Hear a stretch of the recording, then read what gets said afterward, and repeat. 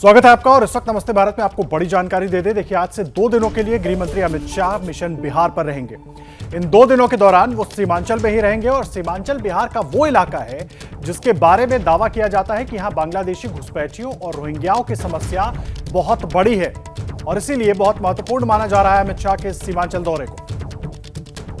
बिहार तो आतंकवादियों के लिए स्लीपर सेल बन गया।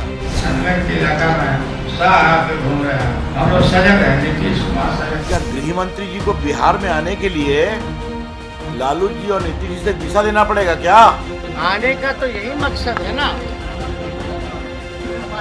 जो समाज में जहर बोला है। अमित शाह के दौरे से पहले ही सियासी जमात के इन तल्ख बयानों से अंदाजा हो गया कि सीमांचल फैक्टर क्या है और शाह के इस दौरे के क्या मायने।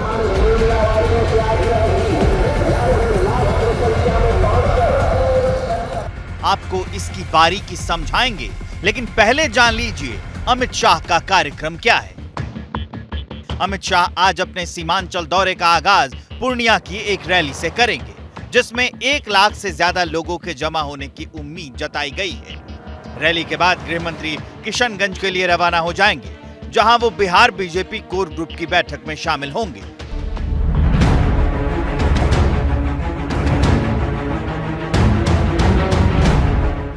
लेकिन शाह के इस दौरे पर बिहार का सियासी पारा हाई है।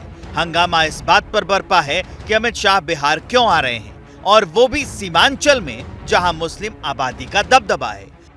बिहार तो आतंकवादियों के लिए स्लीपर सेल बन गया। अगर स्लीपर सेल नहीं होता तो पूर्वांचल के, जिसे सीमांचल भी लोग कहते हैं, स्कूलों में मजहबी छुट्टी क्यों होती? आने का तो यही मकसद है ना, जो समाज में जहर बोना है, एक दूसरे में झंझट पैदा करना है, बेकार की बातें करनी है, उल जुलूल बात करेंगे।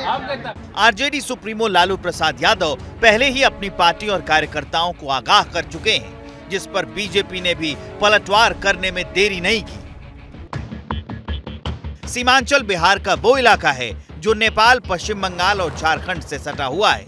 इस सीमांचल में बिहार के 4 जिले आते हैं: पूर्णिया, किशनगंज, अररिया और कटिहार। पूरे सीमांचल में मुस्लिम आबादी करीब 46% है। इनमें किशनगंज 68%, कटिहार में 44%, अररिया में 43% और पूर्णिया में 38% मुस्लिम आबादी है। यही वजह है कि बीजेपी को इस इलाके में पटखनी मिलती रही है। इसलिए राजनीतिक पंडितों का मानना है कि अमित शाह ने साल 2024 के चुनाव का बिगुल फूंकने के लिए इस इलाके को चुना है। देखिए, अमित शाह के इस दौरे से पहले इस पर जानकारी देने के लिए हमारे साथ हमारे 2 सहयोगी जुड़ गए हैं। किशनगंज से अभिषेक उपाध्याय और पूर्णिया से नीरज पांडे। पूर्णिया में अमित शाह जनसभा भी करने वाले हैं। नीरज, सबसे पहले ये बताइए कि इस दौरे को लेकर इतनी खलबली क्यों मची हुई है? मायने कैसे समझे? बीजेपी संदेश क्या देना चाह रही है?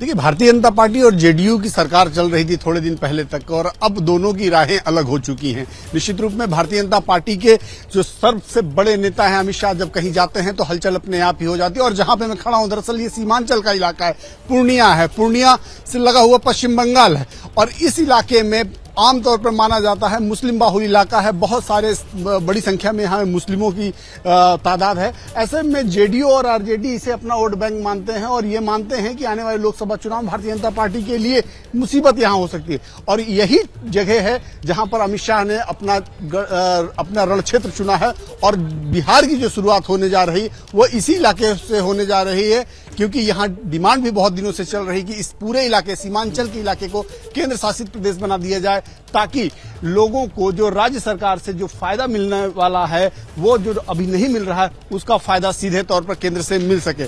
और कहीं ना कहीं घुसपैठ, आतंकवाद और अलगाववाद को लेकर भी एक बड़ा मुद्दा है जो अमित शाह बार बार मंचों से उठाते रहे हैं और इस इलाके में उसकी बानगी देखी जा सकती है। हमारे सहयोगी अभिषेक उपाध्याय ने कल एक स्पेशल रिपोर्ट भी इसमें पेश की, जिस पर वो देखा गया कि लोगों में इस बात का दर्द है कि जिस इलाके में उनका रहना चाहिए, जो फायदा उन्हें मिलना चाहिए, उसका फायदा यहाँ घुसपैठ और अलगाववादी लोगों को मिलता है। और यही कारण है कि कल जब पीएफआई के जी। पीएफआई पर छापेमारी हुई ईडी और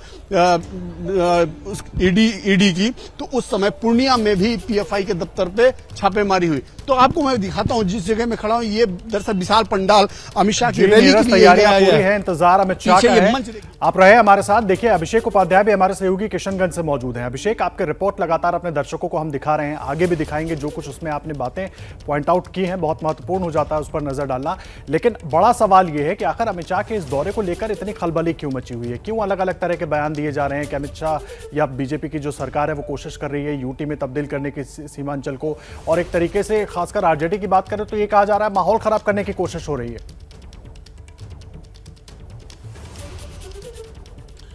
बिल्कुल ये सारी बातें हो रही हैं, और ये बातें इसलिए हो रही हैं क्योंकि सीमांचल का जो पूरा जो उसका महत्व है, जो उसकी लोकेशन है, वो बहुत महत्वपूर्ण हो जाती है। सीमांचल में जो 4 ज़िले आते हैं जिनका अभी नीरज जिक्र कर रहे थे, इसके साथ में बंगाल का जो इलाका सटा हुआ है, आप अलीपुरद्वार की बात करें, उत्तरी दिनाजपुर की बात करें, कूच बिहार की बात करें, दार्जिलिंग की बात करें, वहाँ से लेकर के शुरुआत होती है। और ये जो सीमांचल के इलाके हैं, तो सीमांचल के अलावा और जो बंगाल का इलाका, ये सब मिला करके ये कहा जा रहा है कि ये बहुत बड़ा एंट्री गेट बन चुका है।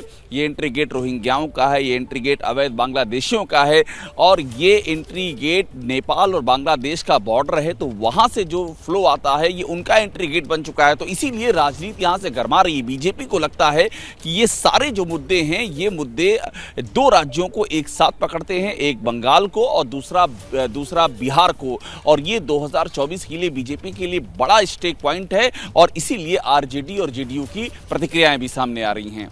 जी अभिषेक, बहुत धन्यवाद आपका। और नीरज, आपका लगातार नजर बनाकर के अपडेट लेते रहेंगे। देखिए ग्राउंड जीरो से हमारे दोनों सहयोगी आपको जानकारी दे रहे थे, और ग्राउंड जीरो से ही हमारे सहयोगी अभिषेक उपाध्याय ने सीमांचल के किशनगंज से एक रिपोर्ट भेजी है जिसमें घुसपैठ के जिंदा सबूत हैं। आपको वो दिखाते हैं।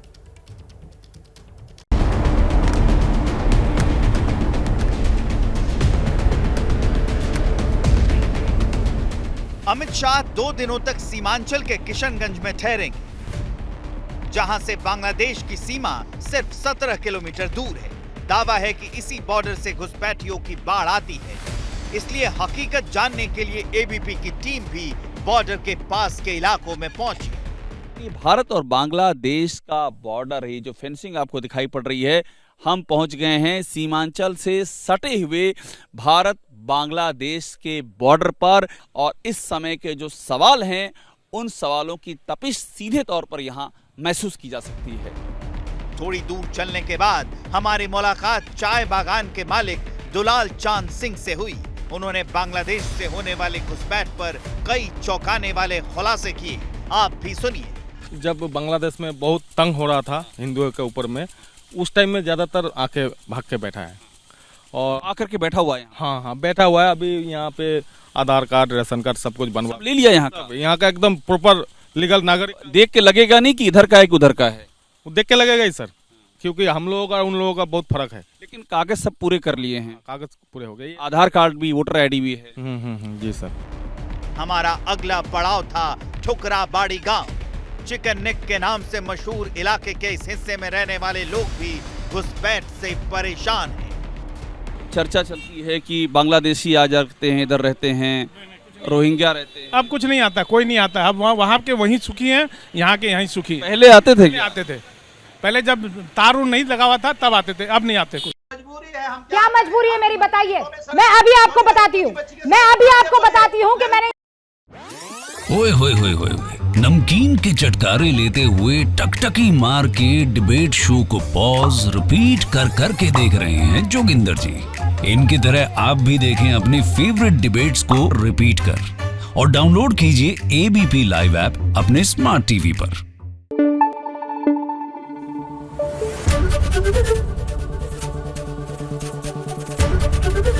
एबीपी न्यूज आपको रखे आगे।